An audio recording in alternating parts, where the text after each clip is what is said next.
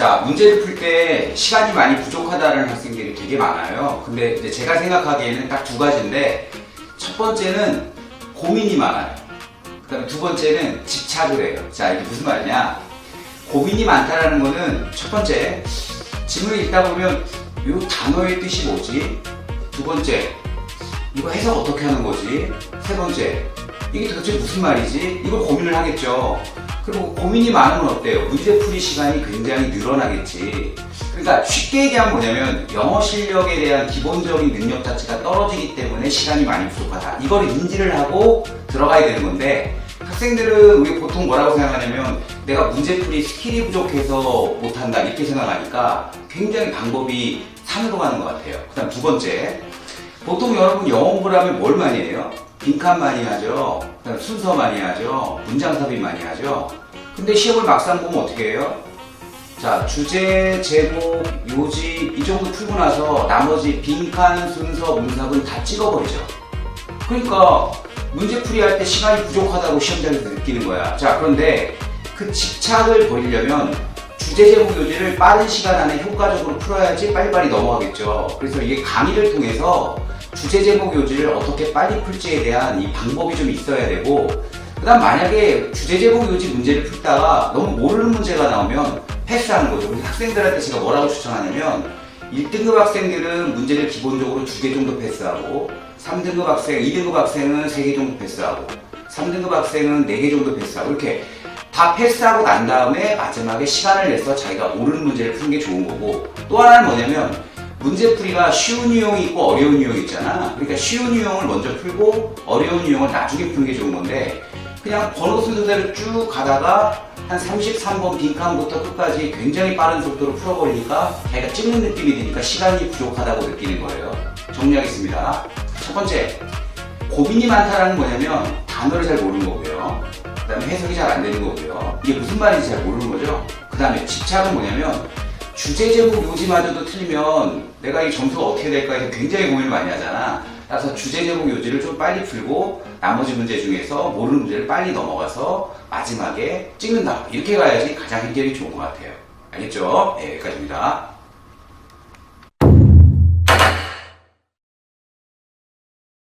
자, 우리 학생들이 이제 단어가 잘 안 외워진다는 얘기를 되게 많이 해요. 근데 이 단어는요, 원래 한 번 외우면 망각하는 게 그게 우리 당연한 결과거든요. 그럼 그거를 깨기 위해서 가장 좋은 방법은 뭘까요? 주기적인 반복이죠. 주기적 반복이라는 건 뭐냐면 이런 거야. 우리 학원에서 제일 많이 쓰는 책이 뭐야? 이 워드마스터라는 책이지. 자, 가령 이게 50강으로 되어 있는데, 자, 이 50강을 외울 때 가령 단순하게 생각을 해볼게요. 하루에 한 강씩 외운다고 생각하면 어때요? 50일이 걸리죠? 그 다음에 한 번 1순환이 끝난 다음에 두 번째 할 때는 어때? 25일이 걸리겠죠? 세 번째 할 때는 한 13일 정도 걸리겠죠? 네 번째 할 때는 한 일주일 걸리겠죠? 한 5번 정도 보면 어때요? 자, 그럼 이걸 무슨 말로 설명하면 제일 좋냐면, 여러분이 사과탐이나 한국사 같은 걸 공부할 때 처음에는 진도가 되게 느리죠? 그리고 외울 게 많이 있잖아요? 근데 두 번째 볼 때는 어때요? 짧아지겠죠? 세 번째 볼 때는 어때요? 짧아지겠죠? 그 다음에 시험이 가까이 갔을 때는 어떨까요? 처음부터까지 보는데 어때? 시간이 오래 안 걸리겠죠? 똑같아요. 영어도 이 단어장도 주기적으로 반복이 일어나면 제일 좋고요. 그 다음에 하나 제가 꿀팁을 하나 드리면, 자기가 가령 워드마스터 1강을 공부했는데 그 1강 중에서 모르는 단어를 꼭 노트에다 옮겨 적어 놓으시고, 2강을 할 때도 모르는 단어를 또 노트에다 옮겨 적어 놓으시고, 자, 그럼 두 번째 볼 때 어떻게 하냐? 자기가 1강을 첫 번째 순환을 할 때 잘 몰랐던 단어들 모여있잖아. 그럼 두 번째 볼 때는 어때? 또 그 중에서 또 반이 줄어들겠죠? 세 번째 할 때는 또 그 반이 또 줄어들겠죠? 이런 식으로 단어가 점점점 줄어나가서 노트 한 권이 만들어지면 단어가 배워져요.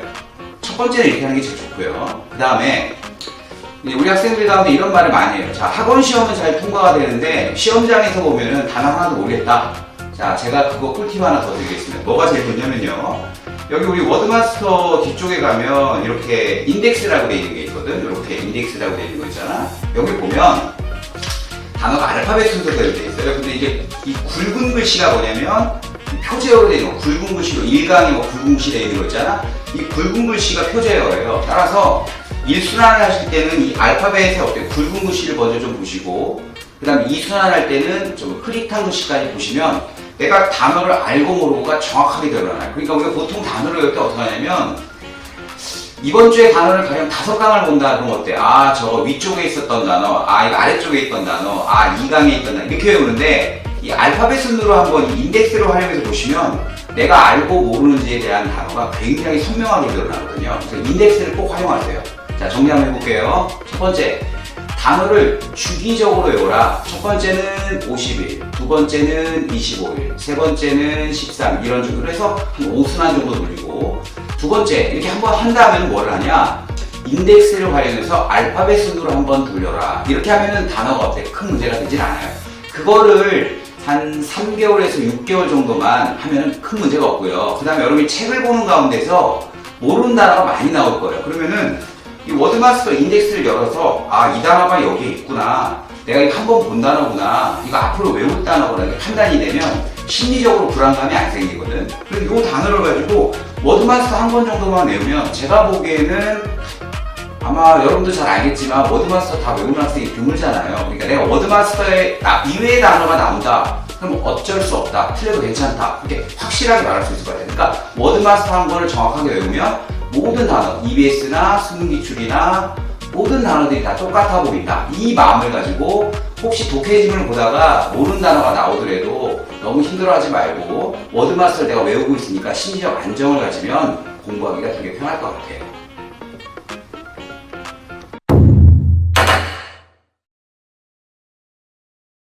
자, 이제 해석에 대한 얘기를 좀 해볼게요. 자, 우리 영어의 제일 기본은 단어예요. 그 다음에 두 번째는 문장이 좀 해석이 돼야지 되죠. 근데 해석이 안 되면 이게 무슨 말인지 모르는 건 일단 1차적으로 불가능한 거고 해석을 할 줄 알아야 되는데 해석을 하는 가장 좋은 방법은 구문책 한 권을 정독하는 게 제일 좋아요. 자, 이게 무슨 말이냐. 여러분들이 이제 질문을 할 때 저한테 어떤 문장을 갖고 오면 제가 어떤 하나의 책을 열어서 야, 이 책에 나와 있는 문장하고 이 문장이 똑같은 거잖아 이렇게 말하잖아. 마찬가지로 여러분도 어떤 한 권의 책을 정독해서 모든 문장의 문장 구조가 똑같아 보일 정도의 완성도가 들어가면 해석하는데 큰 문제가 생기지 않아요. 자, 그런데 이런 문제가 생겨요. 선생님, 저는 구문책을 이거 한 권을 다 뗐는데도 문장의 해석이 하나도 안 돼요. 이게 학생은 뭐냐면요. 여러분이 만약에 혼자서 구문 공부를 하면 여러분들 어떻게 공부를 하냐면 구문의 내용을 한번 읽어보고요. 그 다음에 해설지에 가가지고 내용이 무슨 말이다 한번 보고 아, 이 뜻이구나 하고 넘어가는데 그거는 완전히 잘못된 공부 방법이에요. 구문은 뭐냐면 문장 구조가 패턴화되어 있는 걸 공부하는 거기 때문에 이 패턴하고 이 패턴이 똑같다는 걸 느끼는 게 구문 공부를 하는 거지 내용이 아, 이 내용이구나 이걸 가는 게 구문 공부가 아니거든요. 자, 그게 하나의 문제점이 되고요. 또 하나는 뭐냐면 구문책에 나와 있는 용어들이 있어요. 가령 뭐 동명사 의미상의 주어, 분사구문, 뭐 주격관계 대명사 이런 말들이 나오면 학생들이 어떻게 생각하냐면 보통 선생님들이 수업을 해주실 때 아주 짧은 문장을 가지고 예시를 들어가면서 해주는데 그때는 무슨 생각을 하냐면 아니 저 내용 내가 뻔히 아는데 내가 굳이 저걸 문법을 공부할 필요가 있을까 이렇게 생각을 하거든요. 그러지 마시고요. 그 문장이 있을 때 가령 이제 제가 학생들 질문을 받아보면 어떤 문장을 갖고 와요. 자, 그럼 제가 뭐라고 야 이거 분사구문이잖아, 이거 분사구문의 의미상의 주어잖아, 이거 동명사의 의미상의 주어잖아, 얘는 삽입절이잖아 이렇게 말하면 그게 뭔데요? 이렇게 해버리면요 수업을 진행할 수가 없어요. 그러니까 제일 기본이 뭐냐면 용어 습득이 일단 돼야 되고요. 그 다음에 문장을 패턴화해서 같은 구조로 보여야 돼요.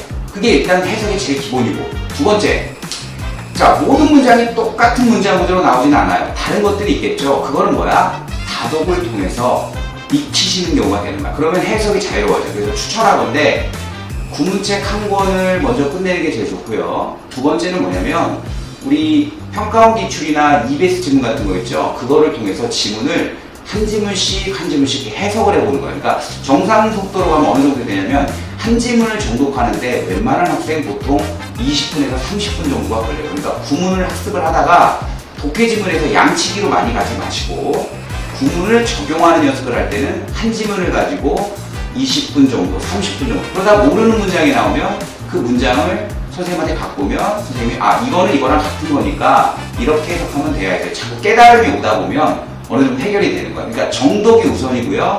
두 번째는 다독이다. 이렇게 말씀드리고 싶습니다.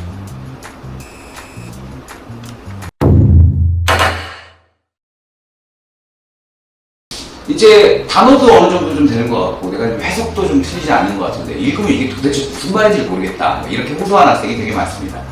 자, 그 얘기를 좀 해보면 단어는 여러분 두 가지가 있어요. 하나는 뭐냐면 단어 그 자체의 의미가 있고요.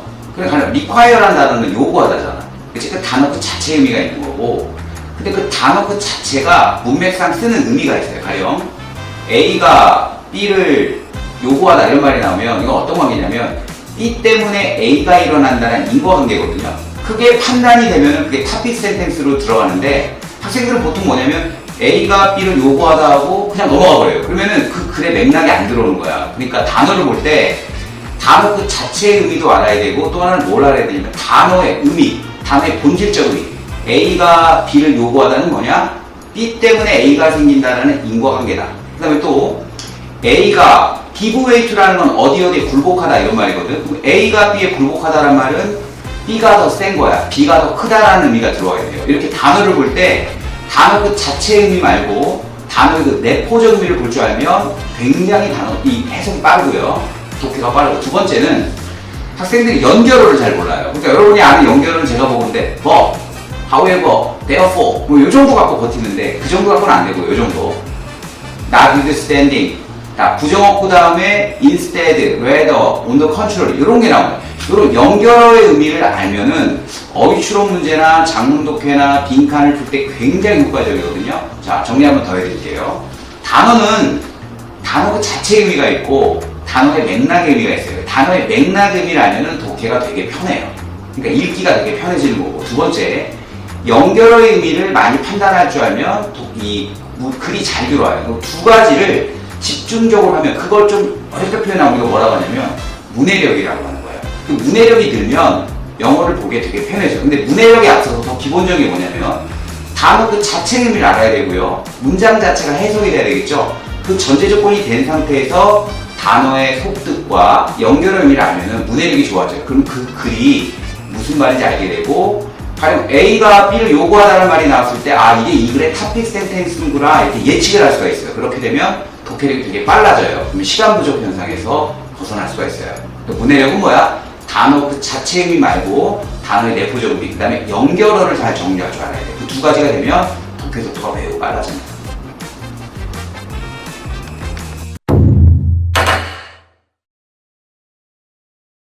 자, 우리 학생들이 이런 말 많이 해요. 선생님, 일주일에 영어 공부는 얼마나 해야 될까요? 참 질문 많이 하거든요. 자, 그런데 제가 생각하는 시간은 자, 수업을 포함해서 일주일에 한 12시간 정도.